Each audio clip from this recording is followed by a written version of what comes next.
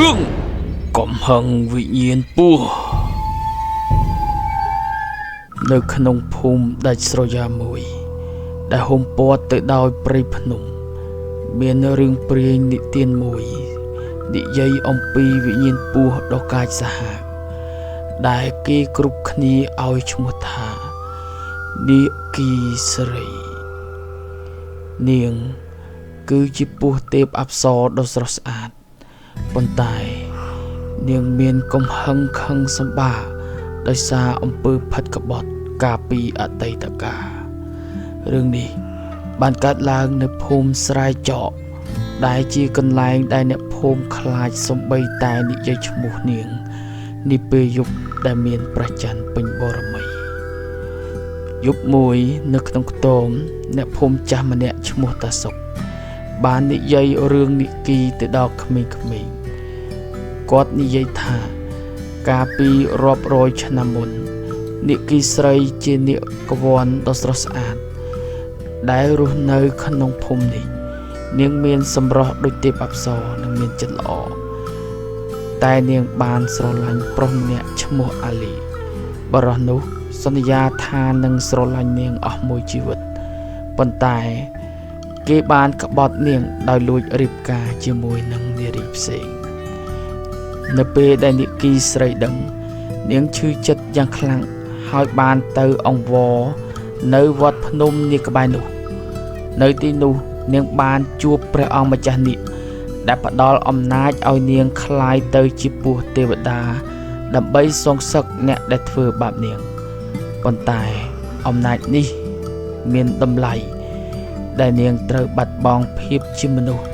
ហើយជាប់នៅក្នុងទម្រង់ជាពស់អស់កលជានិច្ចចាប់តាំងពីពេលនោះមកនាគីស្រីបានលងបន្លាចអ្នកភូមិដោយសងសឹកអ្នកណាដែលហ៊ានក្បត់ឬធ្វើអំពើអាក្រក់អ្នកភូមិនិយាយថានាងលេចចេញនៅពេលដែលព្រះច័ន្ទពេញវង្សក្នុងទម្រង់ជាសត្វពស់ដ៏ធំមួយដែលមានភ្នែកក្រហមឆ្អិននិងមានស្រកាពណ៌មាសនៅបច្ចុប្បន្នមានក្មេងស្រីម្នាក់ឈ្មោះគុន្ធាអាយុ16ឆ្នាំមិនជឿរឿងព្រេងនេះទេនាងតែងតែលេងសើចជាមួយនឹងមិត្តភក្តិថានិគីស្រីគឺគ្រាន់តែជារឿងបំភ័យក្មេងយប់មួយនៅពេលដែលព្រះច័ន្ទពេញវង្សគុន្ធានិងមិត្តភក្តិរបស់នាងពីរនាក់ទៀតឈ្មោះរតនៈនិងសុជាតិបានសម្រេចចិត្តទៅផ្សងព្រេងនៅក្នុងវត្តភ្នំដែលគេនិយាយថាជាទីជម្រករបស់និគីស្រីពួកគេបានដើរកាត់ព្រៃដ៏ខ្មៅងងឹតដោយសើចលេងជាមួយគ្នានៅពេលដែលទៅដល់វត្តចាស់ដែលឥឡូវសតែជញ្ជាំងបាក់បែកពួកគេបានឃើញអាងទឹកចាស់មួយដែលទឹកថ្លាចាំងក្រោមពន្លឺព្រះច័ន្ទសុគន្ធាបានបង្ហាញពីភាពក្លាហានរបស់នាងដោយយកដុំថ្មគប់ទៅក្នុងអាងទឹកហើយស្រែកថានិគីស្រីបើមានពិតចេញមកឲ្យខ្ញុំឃើញមកភ្លាមនោះខ្យល់ចាប់ផ្ដើមបក់បោកយ៉ាងខ្លាំងដោយមានជំនោរត្រជាក់ហើយសំឡេងសូសៀដោយស្លឹកឈើរញ័របានបន្លឺអាងទឹកចាប់ផ្ដើមពុះកញ្ជ្រោកហើយរូបស្រមោលធំមួយដែលមើលទៅដូចជាសត្វពស់បានលេចនៅពីមុខទឹកភ្នែកក្រហមរបស់វាសម្លឹងមកពួកគេហើយសំឡេងស្រួយដូចស្ត្រីខ្សឹបថាអ្នកណាហៅយើងពេលនោះរតនៈនិងសុជាតិចាប់ផ្ដើមភ័យស្ទើរតែសន្លប់ហើយក៏រត់ចេញទៅយ៉ាងលឿនប៉ុន្តែគុន្ធាដែលភ័យតក់ស្លុតមិនអាចរើជើងបានឡើយនាងមានអារម្មណ៍ថាមានអ្វីមួយរុំព័ទ្ធជុំវិញជើងរបស់នាងហើយទាញនាងចូលទៅក្នុងអាងទឹកនៅព្រឹកថ្ងៃបន្ទាប់អ្នកភូមិបានស្វែងរកសុគន្ធាប៉ុន្តែគ្មាននរណាឃើញនាងទេគឺមានតែដានជើងរបស់នាងនៅក្បែរអាងទឹកនិងស្នាមពស់វៀនដ៏ធំសម្បើមនៅជិតនោះរតនៈនិងសុជាតិបានរៀបរាប់ពីអ្វីដែលនាងបានឃើញប៉ុន្តែ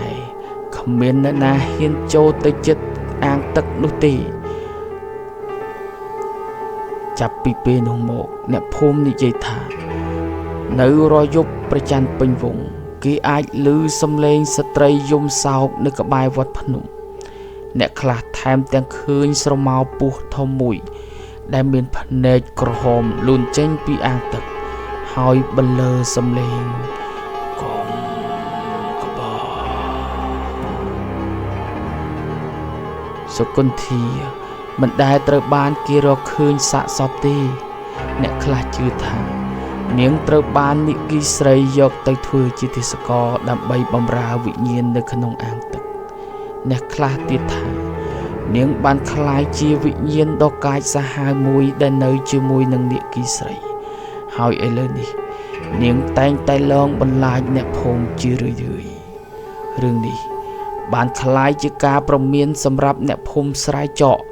ពួកគេបានប្រាប់កូនចៅថាកុំធ្វើនៅអំពើផិតក្បត់ឬប្រមាថទៅដល់វិញ្ញាណនិគីស្រីរាល់យប់ដែលព្រះច័ន្ទភ្លឺខ្លាំងពេញវង្សអ្នកភូមិបិទទ្វារផ្ទះឲ្យជិតហើយអុជធូបអង្វរកុំឲ្យនិគីស្រីមករំខានប៉ុន្តែនៅក្នុងភាពស្ងប់ស្ងាត់នៃព្រៃភ្នំគេតែងតែឮសំឡេងសូសៀហាក់បីដូចជាពស់កំពុងតែវានៅជិតអាងទឹកដ៏ភ្លឺចាំងចែងពីពន្លឺព្រះច័ន្ទពេញវង្សហាក់បីដូចជាកំពុងរងចាំនរណាម្នាក់ដែលហ៊ានទៅក្បែរនោះនិគីនឹងសម្លាប់